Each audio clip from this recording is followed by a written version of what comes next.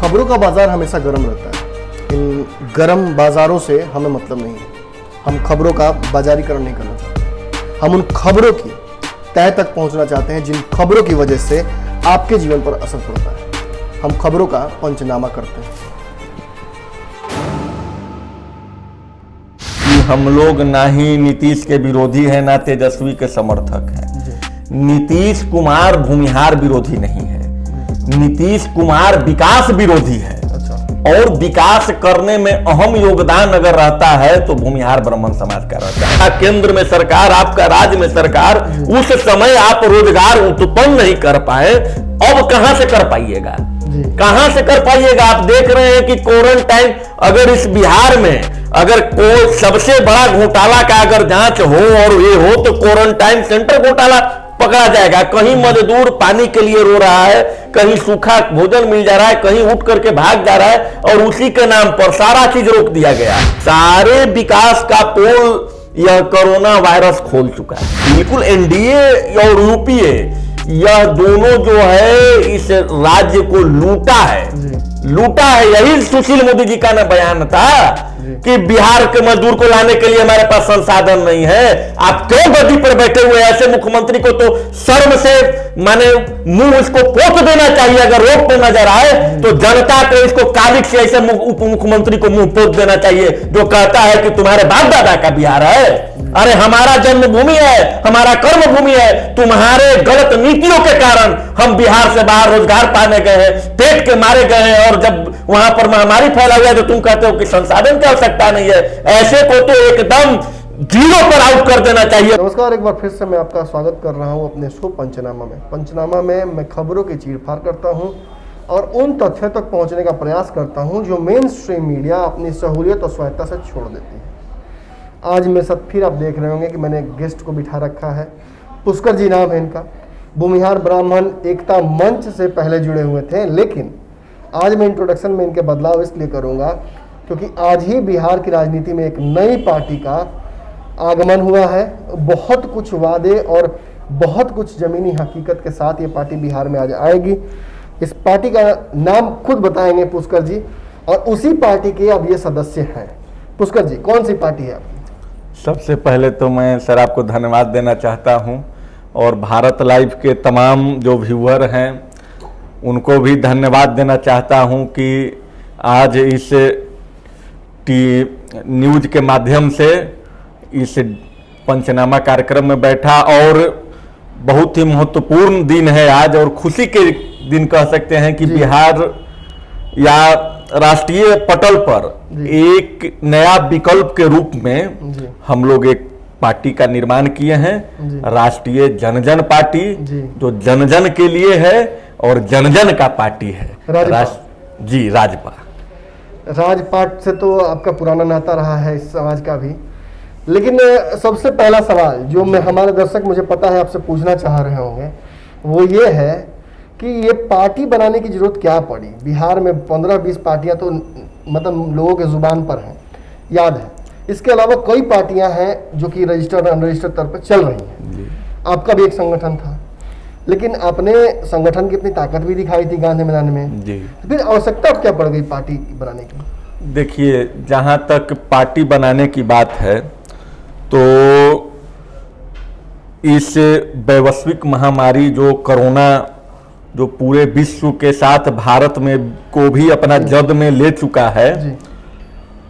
और खास करके बिहार और बिहारी शब्द इस कोरोना महामारी में भी एक विशेष पहचान माने बनाया, जिसको ये कह सकते हैं कि जो अन्य राज्यों में फंसे हुए थे उनको लाने के लिए वहां पर जो बिहारी मजदूर कहीं पर उनको पीटा जा रहा है, कहीं कोई रो रहे हैं, कहीं कोई साइकिल से आ रहा है, कहीं कोई ट्रक से आ रहा है, और कहीं दूसरे राज्य का नहीं, सीधे बिहार का मजदूर। तो इन लोगों ने 15 साल लालू जी का और 15 साल नीतीश जी का, ये दोनों मिलकर के मतलब कैसा विकास किए जी। एक तरफ इतना मजदूर अगर बिहार से पलायन किया तो इसके पीछे कहीं ना कहीं सरकार का इसमें हाथ है जी। अगर सरकार यहां पर शिक्षा का व्यवस्था कर दे, जी क्यों जाए बच्चा कोटा में पढ़ने? जी अगर सरकार यहाँ पर रोजगार का व्यवस्था कर दे तो क्यों जाएगा मजदूर बाहर कमाने? जी तो ये सारे चीजों को लेकर के एक, और पहले से भी हम लोग लगातार देख रहे थे कि यहाँ पर कोई शिक्षा का व्यवस्था नहीं है, कुछ सिर्फ खाना पूर्ति हो रहा था और कुछ नहीं हो रहा था। तो हम लोग को लग रहा था कि कहीं ना कहीं एक राजनीतिक पार्टी का घोषणा होना चाहिए। और संगठन का नाम लिए तो करीब हजारों जब जनसभाएं राष्ट्रीय अध्यक्ष आशुतोष कुमार जी करते थे या गांव-गांव जाते थे तो लोग कहता था कि अगर आप कुछ व्यवस्था में परिवर्तन लाना चाहते हैं, कुछ चाहते हैं कि बिहार में करें, तो एक आप पार्टी का गठन करिए जिसके माध्यम से आप बदलाव ला सकते हैं। तो पार्टी हम लोग के जरूर माध्यम बना है बनाने के लिए, लेकिन जनता के मांग के आधार पर उस पार्टी का निर्माण हुआ है। और उसका यही जो हम कारण बताए, यहाँ शिक्षा व्यवस्था खत्म है, चौपट है, मतलब नारी सम्मान चौपट है। इस लॉकडाउन में कितना गंभीर मुद्दा है। इस लॉकडाउन में आप देखते होंगे कि जब सरकार नीतीश कुमार जी कहते हैं कि इतना पुलिस हर चौक चौराहे पर है, हर मतलब गांव में है, हर कस्बे में है, उसके बावजूद लगातार हत्याएं का दौर जारी है। मैं जाति पर नहीं जाना चाहता कि कहां कहां क्या क्या हुआ, लेकिन लगातार मतलब कहने का मतलब है कि कोई भी एक जाति का बता दे कि हम सुरक्षित है, तो सुरक्षा भी यहाँ पर ताक पर है इस लॉकडाउन में। आपकी बात समझ रहे हैं आप। लगभग सारी पार्टियां जब अपना निर्माण करती हैं तो शुरुआती दौर में वो यही बात कहती हैं कि विकास करना है, मजदूरों को रोजगार देना है, सामाजिक न्याय करना है। लेकिन आप उस टैग को कैसे हटाइएगा? आप पर तो शुरू से टैग लगाया कि आप भूमिहार और ब्राह्मणों की पार्टी चलाते हैं, भूमिहार ब्राह्मणों के हितैषी हैं आप, बाकी किसी आपको जात और समाज से मतलब नहीं है। ये टैग कैसे हटाइएगा? देखिए सर, ऐसा नहीं है कि हम संगठन चलाते हैं तो हमको बाकी जात से दुश्मनी है, लेकिन हाँ, जो इस राज्य में संवैधानिक पद पर है या हमारे जात के भी जो फॉरवर्ड नेता है, जो भूमिहार ब्राह्मण के नेता है, वो संवैधानिक पद पर पहुंचे हुए हैं। अब देखिए, हम किसी भी हत्या का समर्थन में नहीं है, चाहे किसी का भी हत्या हो। सिंधुआरी में भी हत्या हुआ। आपको यहाँ पर पटना जिला के आपको मराठी के बगल में महेंद्रपुर गांव है, आपको क्या कहते हैं वो, मतलब एक और हत्या। हाँ, हत्या नहीं, हत्या बच्ची के घर में घुस करके और जला दिया, वहां पर जला दिया। उसके बाद नवादा में आपको नरहट में हासापुर गांव है, वहां पर एक माने जाति विशेष भूमिहार को खूब पीटा गया। तो बाकी जगह जब हत्या होती है तो प्रतिपक्ष के नेता को दिखाई देता है, तेजस्वी जी को, कि वहां पर हत्या हुआ है। कहीं गोपालगंज का मामला हो या कहीं भी, आज माने सवाल तो आप पर भी जाति पर।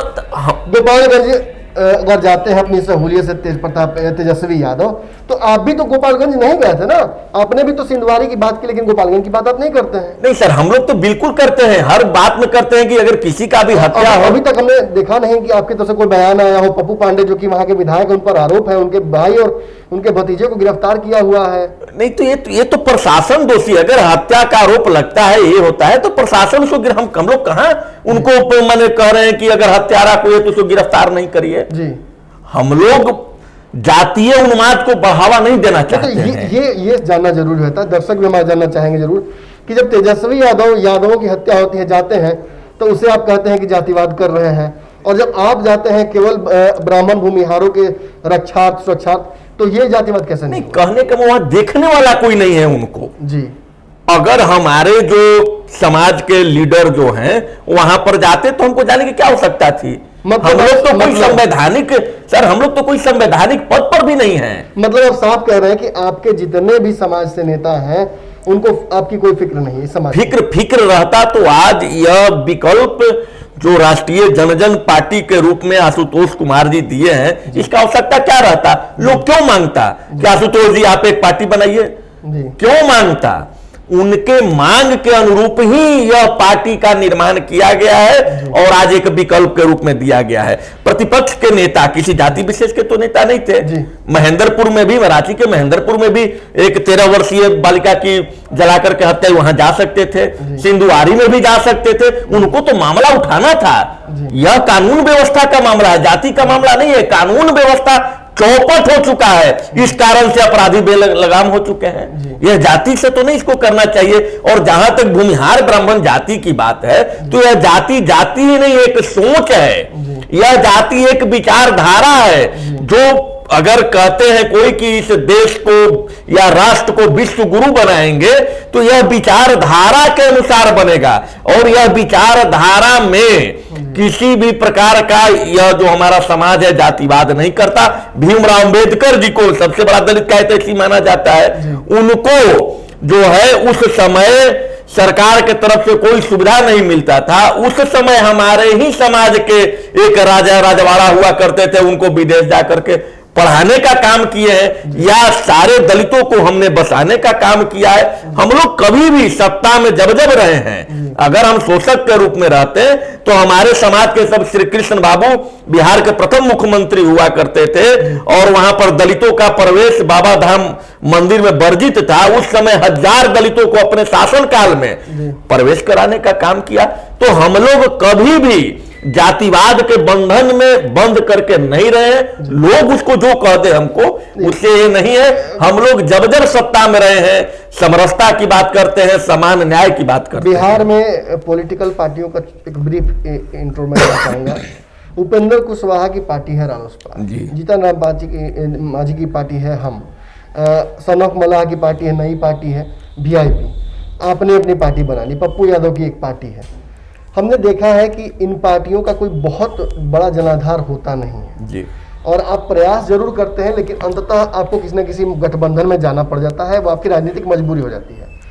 तो कहीं ना कहीं जैसे ही आप कॉम्प्रोमाइज करते हैं और किसी गठबंधन में जाते हैं, तो जिस तरह से जीतन राम मांझी के साथ हो रहा है, सन ऑफ मल्लाह के साथ हो रहा है, उपेंद्र कुशवाहा जिस तरह से तेजस्वी के सामने ये लोग खड़े रहते हैं टिकट के लिए, ऐसी परिस्थिति कहीं ना कहीं आपकी भी होगी ना सर। ये तो अब मान लीजिए राष्ट्रीय स्तर की बात है कि क्या होता है, लेकिन हमको नहीं उम्मीद है, क्योंकि इन लोगों से लोग त्रस्त आ चुके हैं जी। इन लोगों से त्रस्त आ चुके हैं। और देखिए हमारे पार्टी का मकसद जो है उत्थान करना लोगों का है जी। जाति के नाम पर आरक्षण आप कब तक देते रहिएगा, इसका भी एक सीमा होना चाहिए ना। कब तक देते रहिएगा इसका तो कोई तय ये नहीं है। और हमारी पार्टी में जिस प्रकार से आरजेडी में सारे लोगों की बात होती है, जादुओं की बात प्रमुखता से रखी जाती है।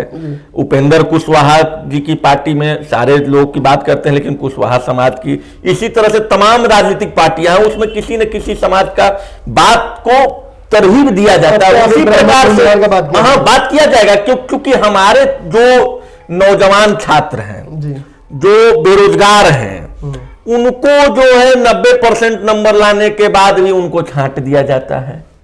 आखिर भाई क्या हमने अपराध किया है, ये सोचने की बात न है। मतलब आपकी पार्टी अगर सत्ता में आती है तो क्या आरक्षण खत्म कर दीजिएगा? नहीं, आरक्षण का हम लोग विरोधी नहीं है। आरक्षण जो है सही मायने में जो उसके उत्तराधिकारी हैं, अब रामविलास पासवान, जीतन राम मांझी, रामदास अठावले, इनको आरक्षण की कौन आवश्यकता है? कोई आवश्यकता नहीं। उनके समाज में जो दलित सही मायने में दलित हैं, आरक्षण का ये मतलब नहीं होता कि राशन मिल जाए या इंदिरा आवास मिल जाए, इसका तो आरक्षण इसका तो नहीं होता है। आरक्षण एक मौका है कि कम नंबर लान करके भी अच्छे इंस्टीट्यूशन में जा सकते हैं। आरक्षण एक मौका है कि कम कट ऑफ मार्क लान करके भी आप नौकरी पा सकते हैं। तो कितने दलित नेता आरक्षण की बात बताने के लिए रोड पर निकले हो, या इस महामारी में जब हमारा संगठन मुख्य रूप से बिहार, झारखंड, दिल्ली या और तमाम महाराष्ट्र, इस सब में भी हमारा संगठन के माध्यम से भरपूर मदद किया गया है। हमने तो जाति के आधार पर जब भूमिहार ब्राह्मण एकता मंच अगर संगठन चलाते हैं, तो अगर उसमें भी अगर जातीयता हम में रहती तो सिर्फ भूमिहारों का मदद करते। लेकिन आप सोशल साइट उठा करके देख लीजिए तो 1 लाख से आपको ऊपर मिलेगा जो हम लोगों ने दलितों को मदद किया है। आप बार बार बात कर रहे हैं सवर्ण समाज की, जो समाज आपके हिसाब से काफ़ी वंचित हो रहा है। अब ये समाज आपका कहीं ना कहीं टारगेट वोट वर्ग है, लेकिन ये समाज तो ऑलरेडी भाजपा को वोट करता है, ऐसी अवधारणा चलती है। और अगर भाजपा को ये वोट कर रहे हैं, भाजपा केंद्र में है, भाजपा ने 10% आरक्षण दिया है, और भाजपा अगर लालू प्रसाद यादव और नीतीश कुमार दोनों को अगर साथ में नहीं लेकर चल रही, तो कहीं ना कहीं भाजपा के साथ तो ये वोट बैंक रहेगा। आप कैसे लुभा पाइएगा? नहीं, भाजपा के साथ तो हम लोग शुरू में कांग्रेस के साथ थे जी, लेकिन कांग्रेस और आरजेडी में जब ये हुआ और हम लोगों ने देखा कि अब हमारा भविष्य इसके साथ, कहने का मतलब कि यूपीए के साथ सुरक्षित नहीं है। जी जी जी, तो कहीं ना कहीं यह वोट जो है वो भाजपा की ओर शिफ्ट किया। 15 साल, 1-2 दिन नहीं, 15 साल नमन भैया, एक जो होता है 10 साल का एक कहा जाता है, मतलब युग होता है, तो 1.5 युग बीत गया। उसके बावजूद भी अगर आप विकास नहीं कर पाए, तब अब समय कहां है? आपने करीब करीब 2 पीढ़ी समाप्त कर दिया जी। अब 2 पीढ़ी समाप्ति की ओर है ना। आप समरसता की बात करते, समान न्याय की बात करते, और हकीकत में वो देखने को मिलता। सारे विकास का पोल यह कोरोना वायरस खोल चुका है, सारे विकास का पोल। अब ये कहते हैं कि हम 50 लाख मजदूरों को रोजगार देंगे, जब आपके पास कोरोना विपत्ति नहीं थी, सारा चीज ओपन था, आप जो चाहते कर सकते थे, आपका केंद्र में सरकार, आपका राज्य में सरकार, उस समय आप रोजगार उत्पन्न नहीं कर पाए। अब कहां से कर पाइएगा? कहां से कर पाइएगा? आप देख रहे हैं कि क्वारंटाइन, अगर इस बिहार में अगर कोई सबसे बड़ा घोटाला का अगर जांच हो और ये हो, तो क्वारंटाइन सेंटर घोटाला पकड़ा जाएगा। कहीं मजदूर पानी के लिए रो रहा है, कहीं सूखा भोजन मिल जा रहा है, कहीं उठ करके भाग जा रहा है, और उसी के नाम पर सारा चीज रोक दिया गया। उसका जी आरोप आप पर एक और लग रहा है, बहुत संगीन आरोप है। कहीं ना कहीं आप भाजपा के कोर बैंक को ही, वोट बैंक को ही टारगेट कर रहे हैं। बिहार में नीतीश कुमार के साथ भाजपा है, नीतीश कुमार के खिलाफ एक ऐसी अवधारणा बन गई है कि उन्हें भूमिहार विरोधी साबित कर दिया आप लोगों ने मिलकर। अब बदला तो नहीं ले रहे नीतीश कुमार से ना, क्योंकि अगर आप जिस वोट बैंक को टारगेट कर रहे हैं उस वोट को आप एक्वायर कर लेते हैं, तो आप सीधे तौर पर तेजस्वी यादव का बिहार में फायदा करा रहे हैं, जिसे वक्त उनको मिल जाएगा। नहीं, देखिए बात ऐसा है कि हम लोग ना ही नीतीश के विरोधी हैं, ना तेजस्वी के समर्थक हैं। नीतीश कुमार भूमिहार विरोधी नहीं है, नीतीश कुमार विकास विरोधी है। अच्छा। और विकास करने में अहम योगदान अगर रहता है तो भूमिहार ब्राह्मण समाज का रहता है, इसमें कहीं दो राय नहीं है। तो अगर नीतीश कुमार जी विकास करते, अगर नीतीश कुमार जी न्याय करते, तो इतना बेरोजगारी कहां से उत्पन्न हो गया जी? कैसे उत्पन्न हो गया? तो कोर वोटर इनका हम लोग कभी नहीं रहे हैं जी।